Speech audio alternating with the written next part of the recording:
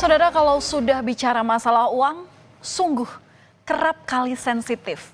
Bahkan tanpa disangka-sangka, orang bisa nekat melakukan tindakan sadis. Kali ini, siapa yang menyangka nyawa 3 orang dalam satu keluarga melayang.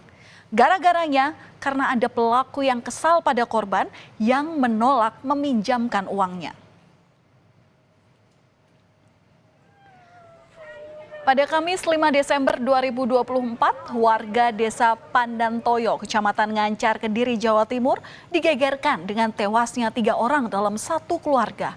Mereka adalah pasangan suami istri yang berprofesi sebagai guru dan anaknya. Ketiga korban ini ditemukan di 3 lokasi dalam rumah, yakni di bagian dapur, di ruang tengah, serta kamar tengah. Selain 3 orang yang tewas, 1 orang ditemukan dalam kondisi selamat namun penuh luka dan dibawa ke rumah sakit untuk mendapatkan perawatan. Mereka diduga menjadi korban pembunuhan dan perampokan. Pasalnya mobil dan barang berharga milik korban hilang. Polisi langsung melakukan olah tempat kejadian perkara untuk mengungkap kasus ini. Melakukan olah TKP dan cek TKP, kejadian meninggalnya satu keluarga yang menurut dari keterangan beberapa saksi dan hasil olah TKP ini merupakan kejadian 365 yang mengakibatkan korban meninggal dunia. Tadi juga saya sempat ke Rumah Sakit Bayangkara untuk melihat kondisi salah satu korban yang masih selamat dan alhamdulillah korban saat ini kondisinya stabil, namun demikian masih memerlukan observasi. Dari hasil olah TKP ada mobil yang hilang. Saudara, pembunuhan ini atau terungkapnya kasus ini berasal dari rekan korban yang kala itu mendatangi tempat kejadian perkara atau lokasi yang menjadi rumah korban. Awalnya korban izin tidak masuk bekerja selama 1 hari karena akan menghadiri sebuah acara.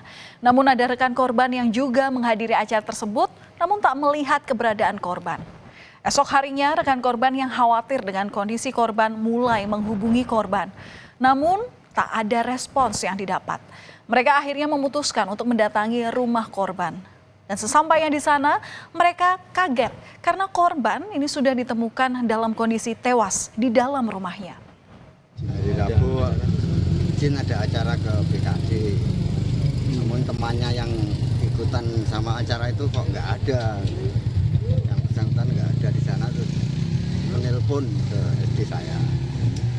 Katanya, Pak Agus di mana kok nggak kesini. Jawaban temannya nanti saya hubungi. Sampai besoknya hari Kamis itu teman-teman SD semua menelpon itu nggak diangkat. Setelah itu saya dan rekan-rekan guru punya inisiatif ke sana, ke rumahnya, ada apa. Istrinya yang mengajar di Tulungagung itu pihaknya SD juga nelpon kok, jadi nggak masuk.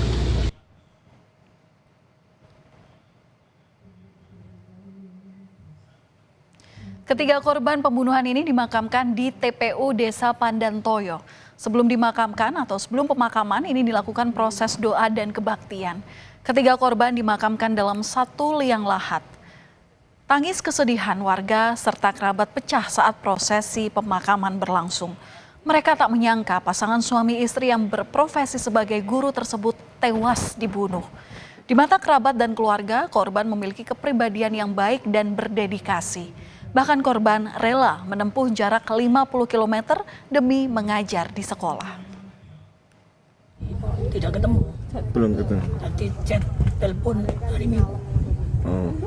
Jadinya baik sama keluarga, sama lingkungan juga baik, sama saya juga akrab.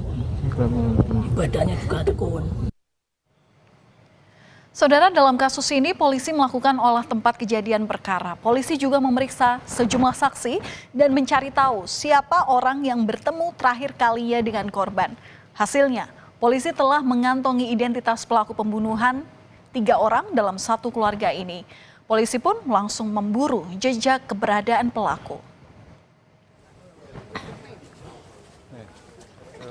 Dan tak butuh waktu lama bagi polisi untuk menangkap pelaku pembunuhan 3 orang dalam satu keluarga ini, saudara. Yusa, yang merupakan adik kandung dari salah satu korban, akhirnya ditangkap polisi.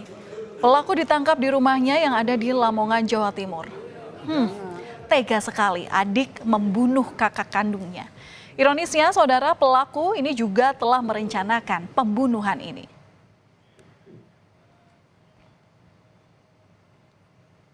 Pertanyaan besarnya, mengapa pelaku yang merupakan adik kandung korban ini tega membunuh korban?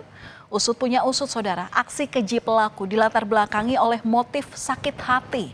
Pelaku kesal lantaran tidak dipinjami uang oleh sang kakak.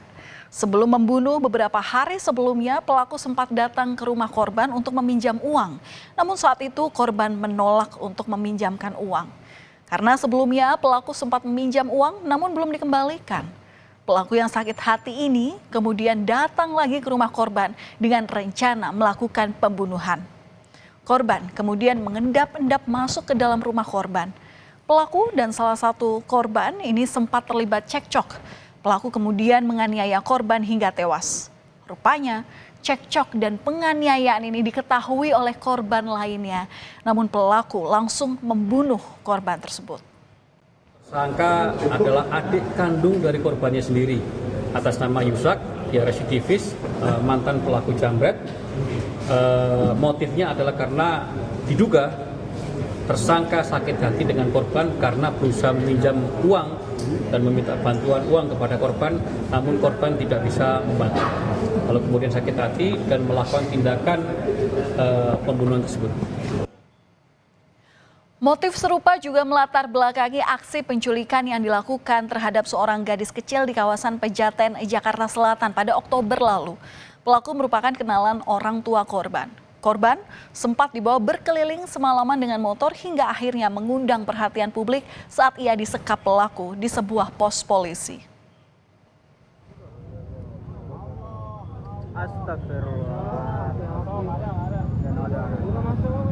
Inilah, saudara, situasi detik-detik saat seorang bocah disekap seorang pria bersenjata tajam di dekat pos polisi Pejaten Village, Jakarta Selatan.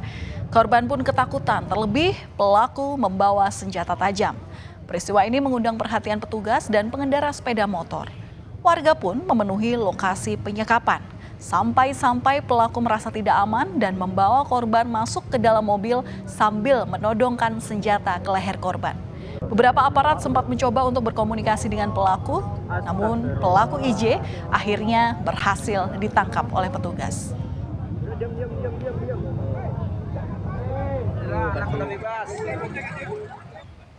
Akibat kejadian ini, korban mengalami syok dan terus menangis. Bahkan ia harus ditenangkan oleh petugas.